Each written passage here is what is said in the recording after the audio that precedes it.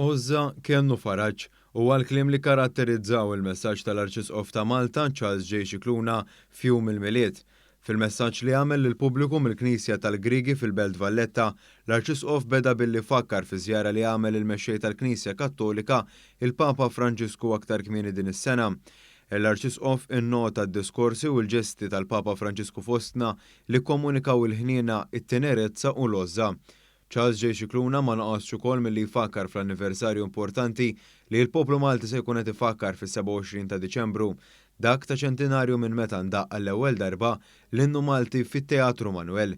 Huwa talab li jirmu lejha ħares lil pajjiżna kif ukoll għall-għaqda u s-saħħa fost il-poplu Malti.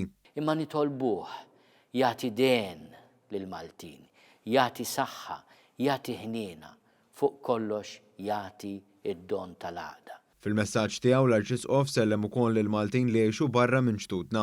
Nixtieq nagħmel tislima partikolari lil Maltin u Lawċin li jinsabu jgħixu residenti jew emigrati f'pajjiżi barra minn ġtudna.